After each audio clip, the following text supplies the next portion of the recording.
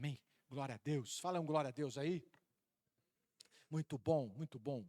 Glória a Deus. Queridos, eu não sou daqueles pregadores capaz de pregar uma série de pregação, né? Eu até admiro aqueles que têm essa unção, né? É capaz de pregar uma série, sei lá, 4, 5 pregações no mesmo assunto. Eu admiro, eu não tenho essa unção. Comigo Deus trabalha feito o maná. Lembra do maná? Né? É uma porção para cada dia. É uma porção para cada dia. Por outro lado, eu tenho uma alegria. Sabe qual é a alegria? É que vai se passando, né, o maná, a pregação de cada dia, a ministração de cada dia, e de repente eu vou percebendo que uma série está sendo construída. Não por mim, porque eu não tenho essa capacidade. É uma série que está sendo construída e escrita por Deus. Então, eu fico muito feliz, porque eu percebo que o Senhor está nos dando uma sequência de pregações. E essa pregação de hoje é fácil, uma continuação daquilo que o Senhor vem nos ministrando nos últimos 3 ou 4 domingos. Amém? Amém? Então, nós temos recurso precioso aí, que é o YouTube, depois você entra lá e assiste de novo, mas eu tenho certeza que isso aqui é uma continuação, é um aprofundamento daquilo que o Senhor está fazendo no nosso meio. Essa é uma mensagem para Renovo Campinas. Essa é uma mensagem para nós. Fala aí, é para mim.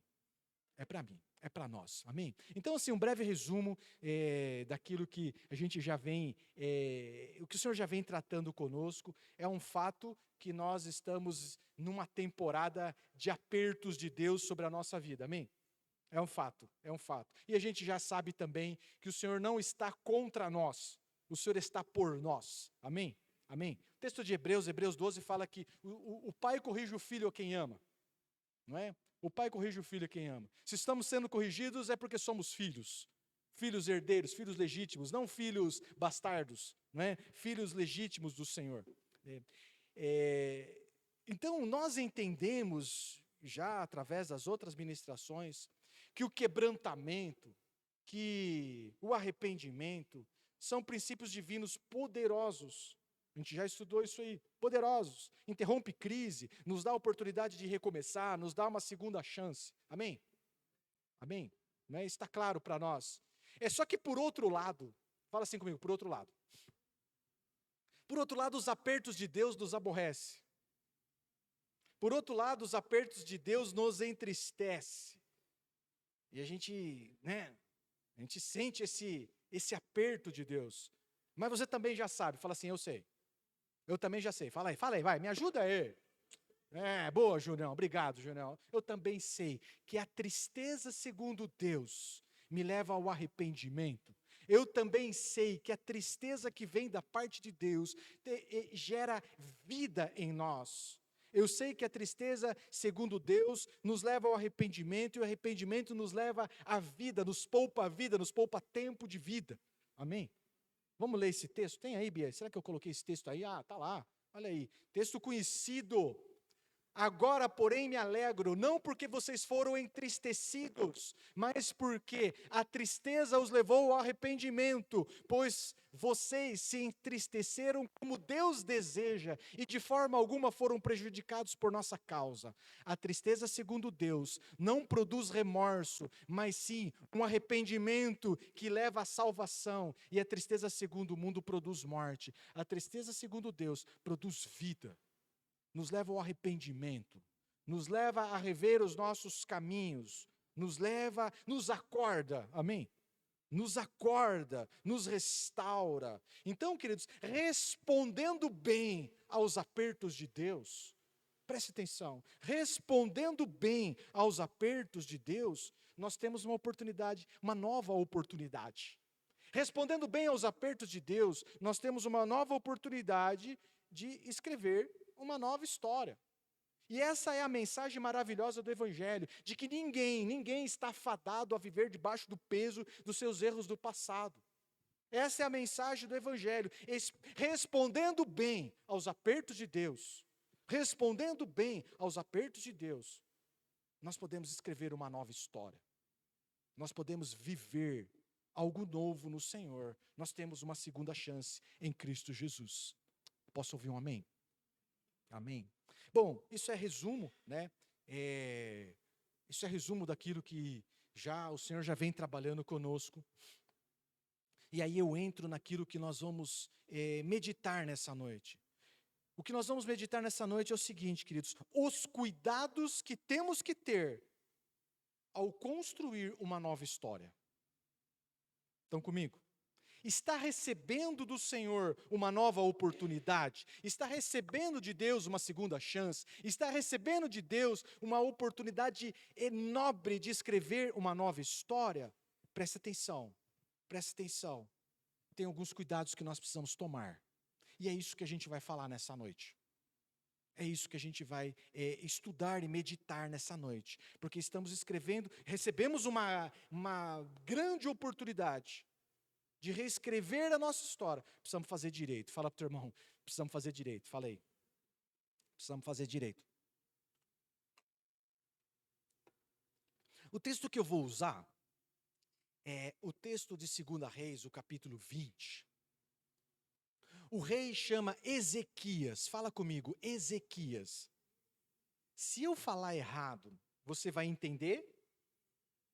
Porque eu posso falar outro rei, né? E aí você vai entender Ezequias. 2 Reis, o capítulo 20, nós vamos ler a conta-gotas o texto.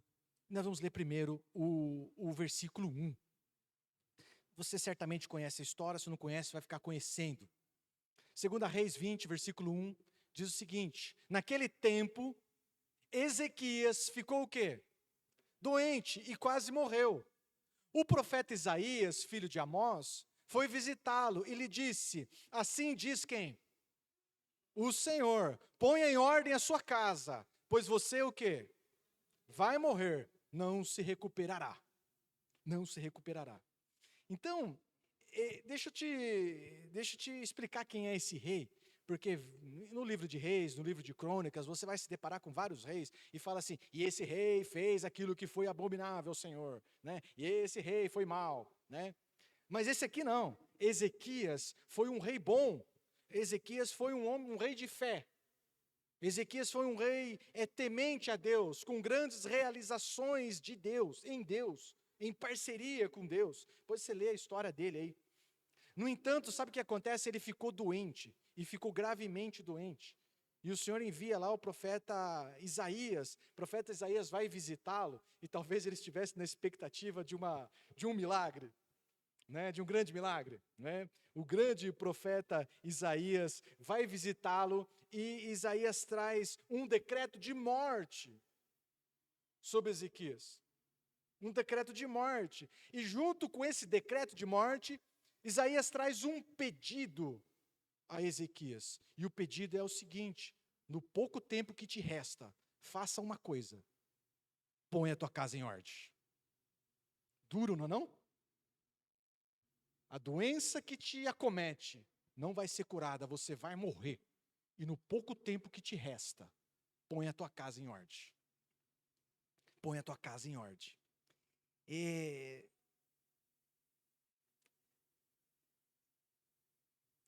assim, queridos, o homem era um homem de Deus.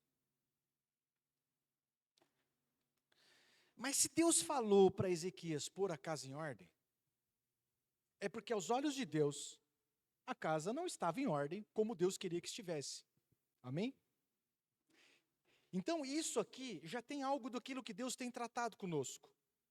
Se Deus está falando para Ezequias, bota a tua casa em ordem, é porque aos olhos de Deus tinha desordem.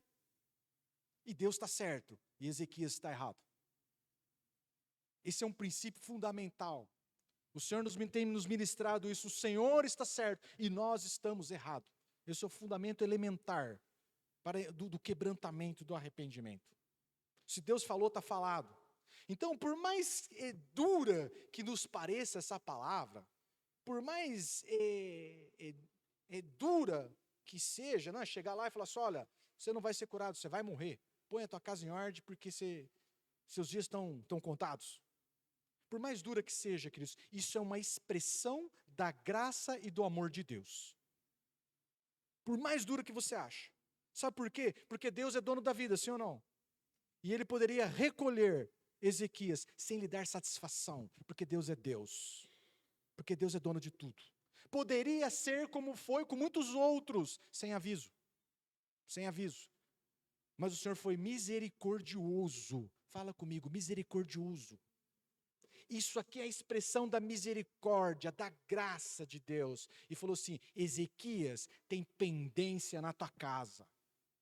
Ezequias, tem coisa para ser resolvida na tua casa. E precisa ser resolvida por você. Antes que você morra.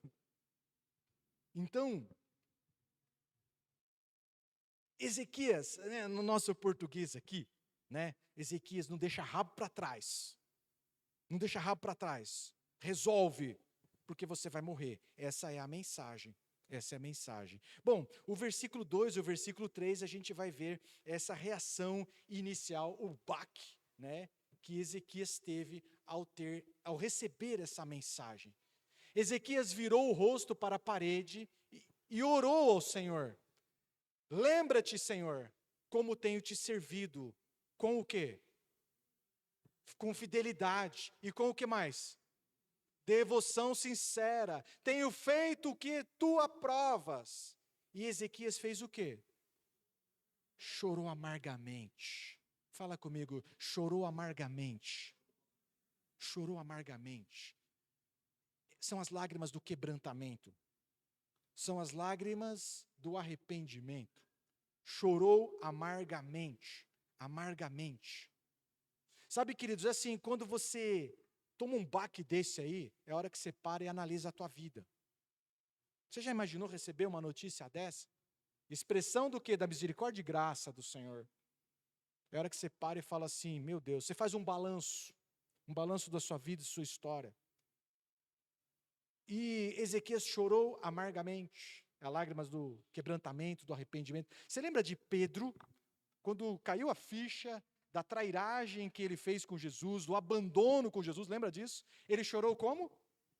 Amargamente, amargamente, amargamente. Então, queridos, o quebrantamento, o arrependimento nos entristece, amargamente, mas produz vida, mas dá vida, mas poupa a vida.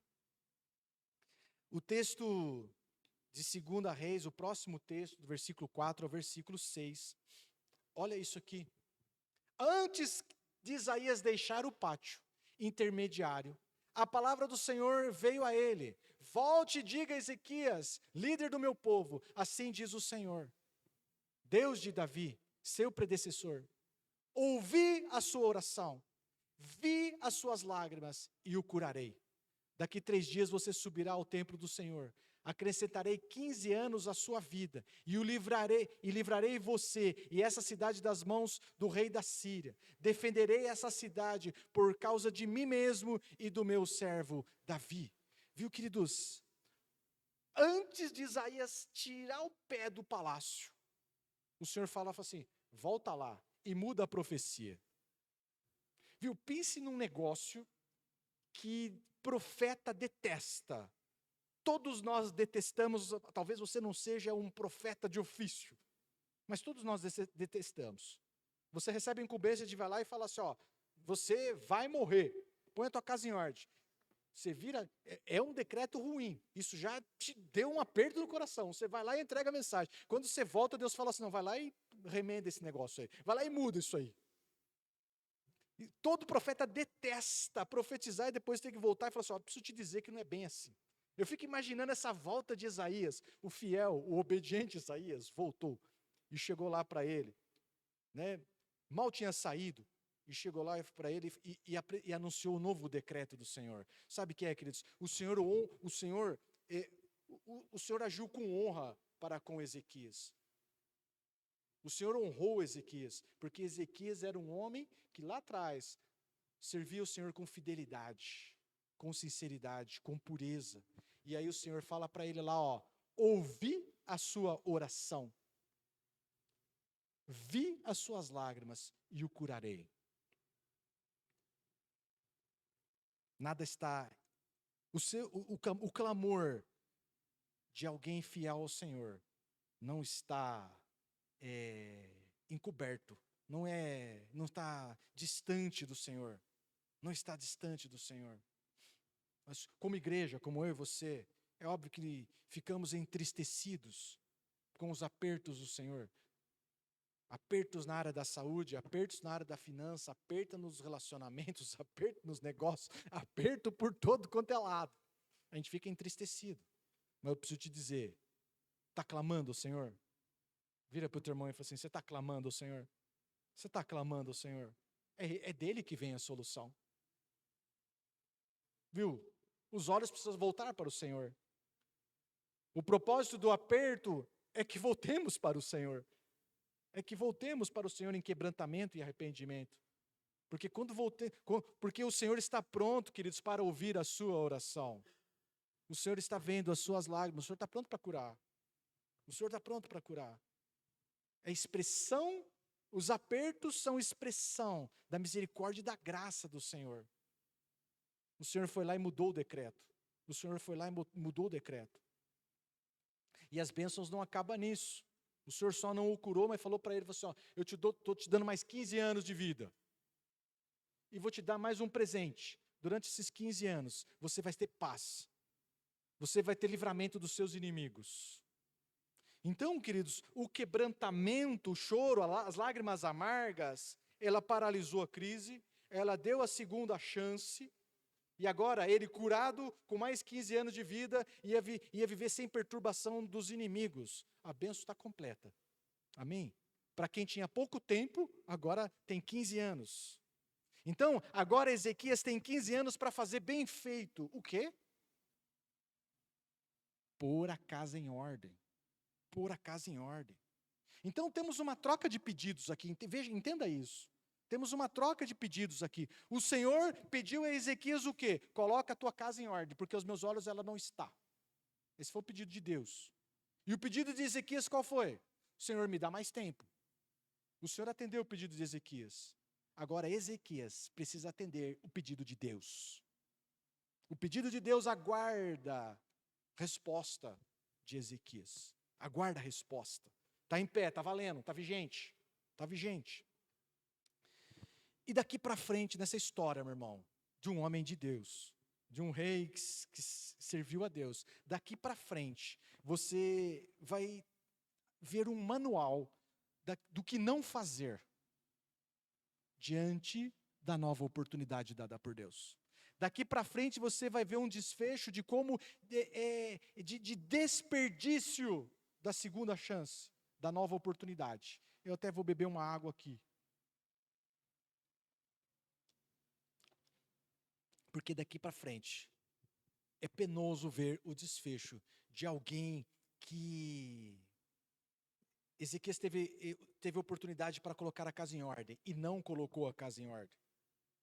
Parece que ele não entendeu a seriedade da situação. Parece que ele não entendeu a seriedade daquilo com o qual Deus estava tratando com ele. Se entendeu, deu de ombro, assim, ó.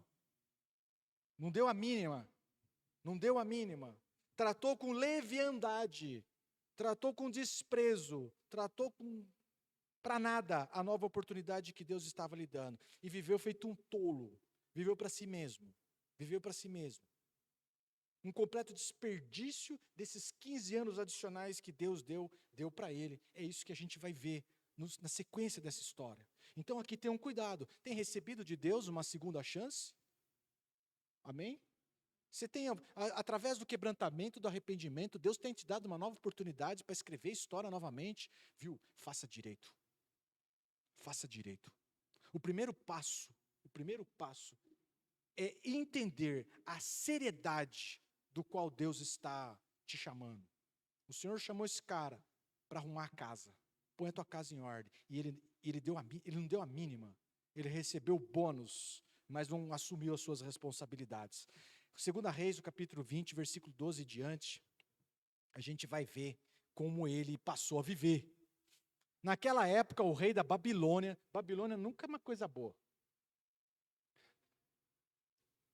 Merodach Baladã, filho de Baladã, enviou cartas e um presente para Ezequias. pois soubera de sua doença. Ezequias recebeu em audiência os mensageiros e mostrou tudo o que havia em seus armazéns: a prata, o ouro, as especiarias e o azeite finíssimo, o seu arsenal e tudo o que havia em seus tesouros. Não houve nada em seu palácio ou em seu reino que Ezequias não lhe mostrasse. Deixa eu fazer uma pergunta para você. O que leva alguém a mostrar todo o seu tesouro, toda a sua intimidade para alguém que ele não conhece? O que leva? Só uma coisa: ostentação, soberba. Soberba, ostentação, futilidade dessa vida passageira. Então, queridos, Ezequias passou a viver como um bom vivant. Ele passou a desfrutar dos prazeres passageiros da vida. Deus mandou ele fazer, arrumar a casa, e Deus deu tempo para ele arrumar a casa, mas ele não fez. Passou a viver como um bom vivant, um boêmio, vivendo para si, vivendo só para si, egoístamente, ostensivo, mostrando os bens e os tesouros até para quem não conhecia, até para possíveis inimigos. E aí a gente segue na história no versículo 14. Então o profeta Isaías foi ao rei Ezequias e lhe perguntou: o que esses homens disseram? De onde vieram? Ezequias respondeu: de uma terra distante, vieram da Babilônia. O profeta perguntou: o que eles viram em seu palácio? Disse Ezequias: viram tudo em meu palácio. Não há nada em meus tesouros que eu não lhes tenha mostrado. Então Isaías disse a Ezequias: ouça a palavra do Senhor. Deixa eu falar uma coisa para você. Mesmo na dureza de coração, mesmo vivendo numa rota obstinada, contrária à vontade de Deus, Ezequias não ficou sem um recado de Deus. Ezequias não ficou sem uma direção, sem um aviso de Deus. O Senhor enviou Isaías novamente para adverti-lo. Deixa eu falar entre nós agora. Mesmo quando estamos numa rota obstinada e contrária à vontade de Deus, não nos falta avisos. Fala para o teu irmão: não nos falta avisos. Não nos falta avisos.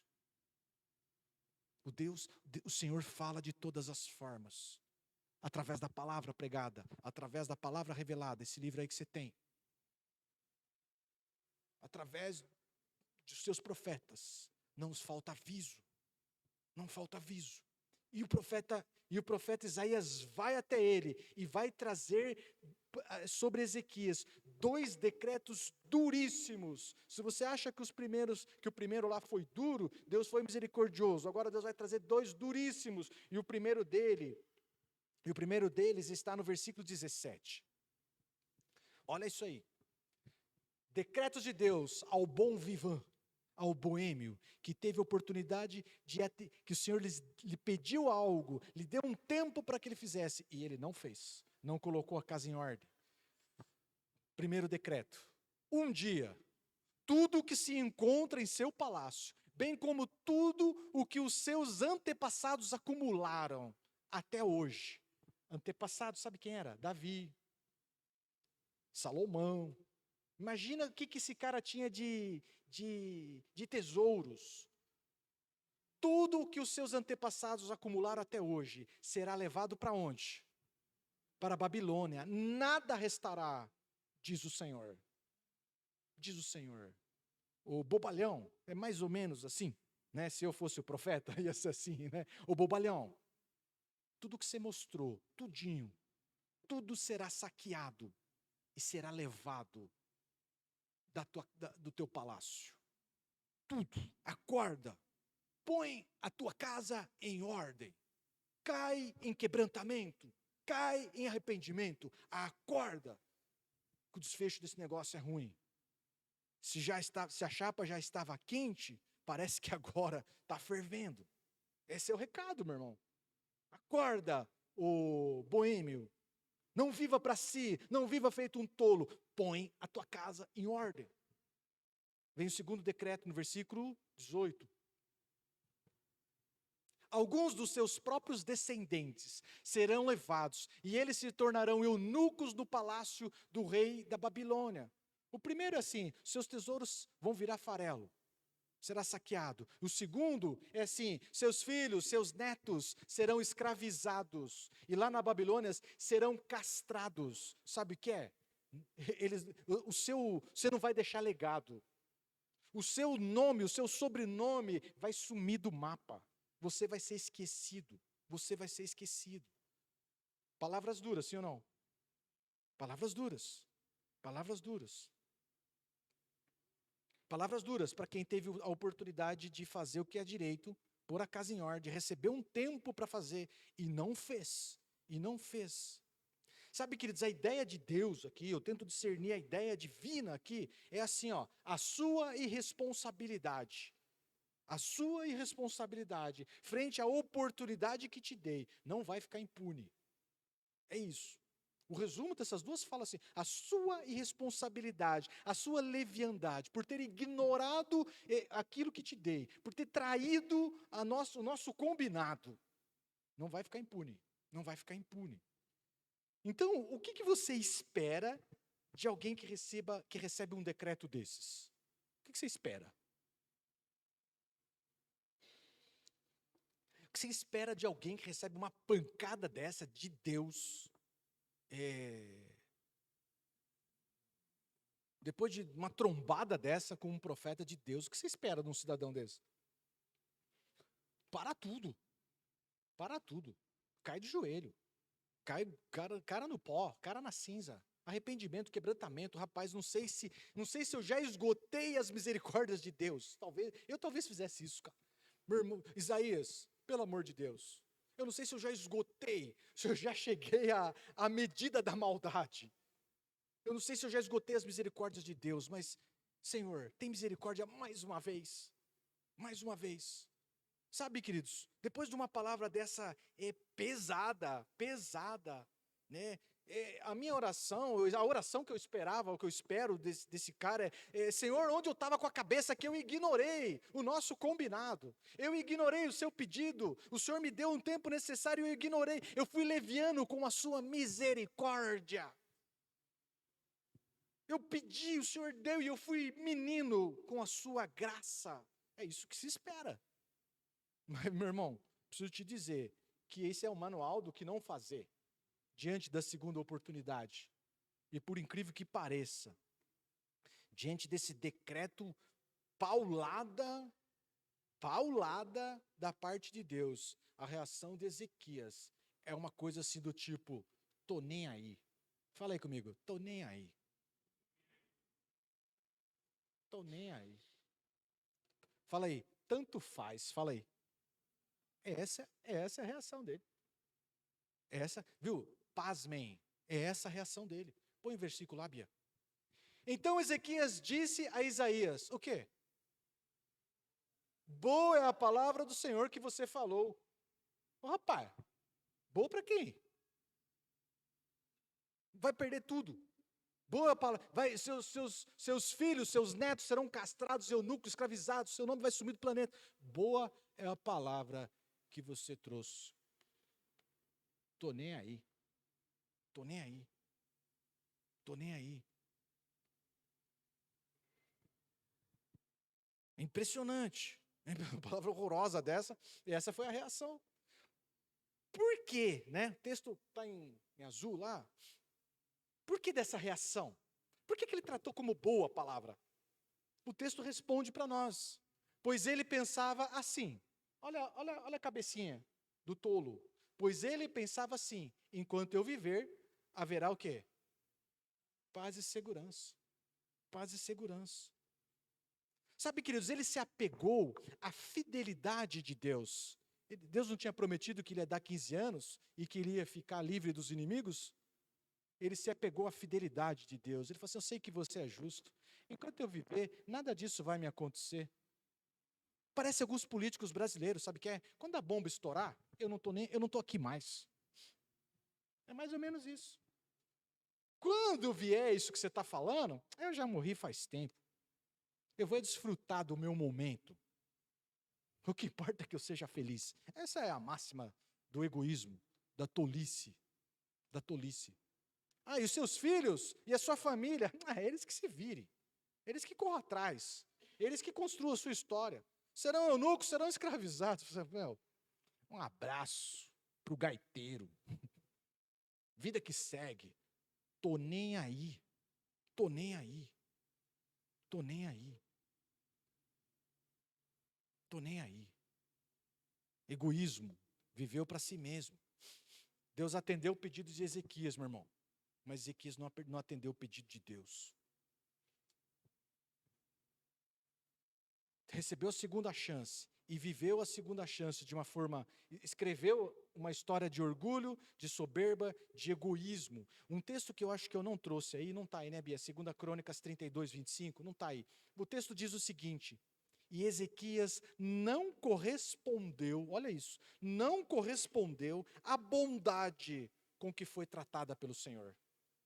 Não correspondeu, não retribuiu a bondade que recebeu do Senhor. Viveu para si mesmo. Foi arrogante, foi soberbo. Não levou a sério a orientação, a direção do Senhor. Mesmo debaixo de um decreto duro, não levou a sério.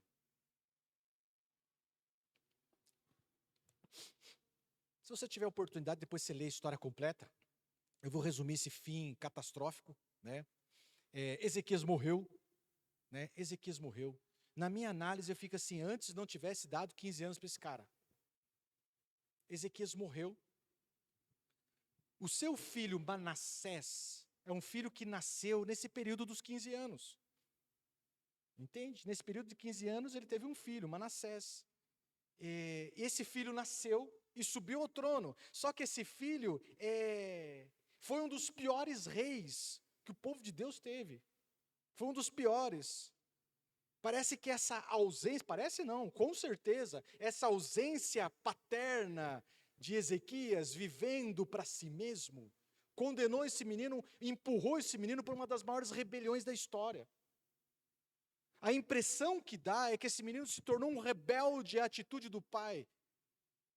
A impressão que dá é que tudo que o pai fez de bom, quando esse filho subiu ao trono, ele falou assim: porque o meu pai foi um egoísta, porque o meu pai foi um ausente, porque o meu pai foi quem foi, viveu para si, eu vou fazer tudo ao contrário. Fez o que o Senhor abomina. Leia lá depois, leia lá depois. Entrou para a história como um dos piores reis da história. E o juízo de Deus, fala comigo, o juízo de Deus, foi implacável sobre a descendência de Ezequias. O juízo de Deus tardou, mas chegou. E chega no ministério de Jeremias, o capítulo 15. A Babilônia bate na porta.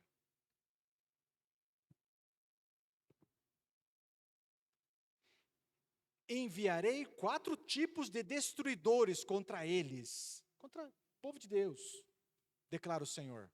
A espada para matar, os cães para dilacerar, e as aves do céu, e os animais selvagens para devorar e destruir. Vem aqui comigo. Além de morrer, nem um sepultamento digno vai ter. Porque os cães vão comer e as aves do céu vai comer. É isso. Eu farei deles uma causa de terror para todas as nações da terra. Por tudo o quê? Manassés, filho de quem? Do cara que teve a oportunidade de pôr a casa em ordem, de restaurar a sua família, de estabelecer princípios, de escrever uma nova história, que não fez. Rei de Judá, por tudo que Manassés, filho de Ezequias, rei de Judá, fez em Jerusalém. É isso. O Senhor honra aqueles que o honram, mas aqueles que desonram, o Senhor traz justiça. Justiça. Justiça. Um final trágico. Chegou o dia do acerto de contas, final trágico. Final trágico. Arruinou a casa. Não deixou legado. Por quê? Porque ignorou a oportunidade, a nova oportunidade que Deus deu. Fala aí, misericórdia. Não correspondeu à bondade com a qual foi tratado pelo Senhor.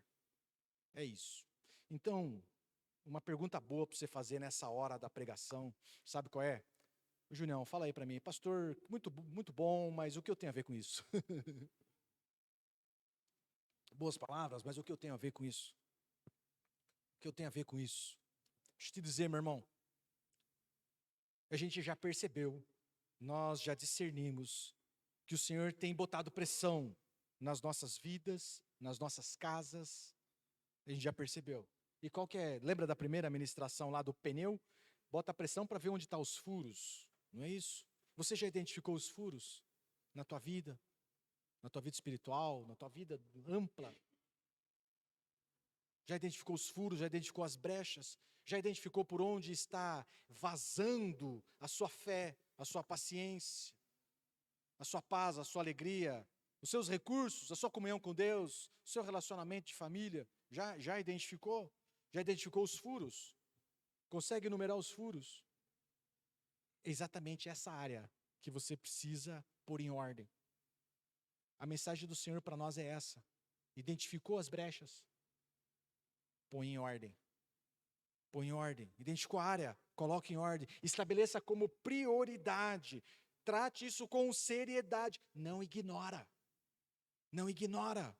Não vive alheio. Não dê de ombro. Não vire as costas à nova oportunidade que Deus está dando. Pelo contrário. Abraça a oportunidade, meu irmão. Sabe por quê? Porque pode ser a última. Pode ser a última. Falei, dura essa palavra, pastor. Mas o que sabemos do que nos espera amanhã?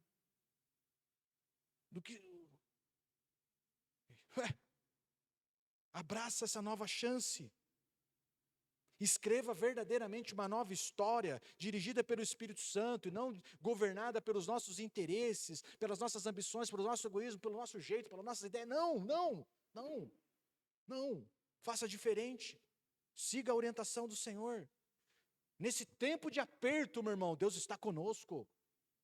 Deus está conosco, manifestando favor e graça. O aperto é para nos acordar. O aperto é para que nós venhamos corrigir as nossas rotas e sermos aprovados. O aperto é para que nós coloquemos a nossa casa em ordem. Porque às vezes a gente acha que está em ordem, mas se Deus está portando e mostrando os furos, é porque aos olhos dele não está. Não está. Para mim, nossa, está uma bênção. Mas o Senhor está apertando e mostrando os furos. Mas está vazando de baixinho, está vazando devagarinho. Nem percebo. Mas está drenando o propósito de Deus nas nossas vidas. Está drenando lentamente aquilo que Deus tem para nós. Fala para o irmão do teu lado aí, acorda. Não, você não quer importunar ele? Fala aí, acorda, mano. Acorda. Escreva vamos juntos, meus irmãos, vamos juntos escrever uma história que vire um grande testemunho de louvor, de engrandecimento ao nome do Senhor. Porque assim como ele estava lá com Ezequias, o Senhor ouve as nossas orações, amém?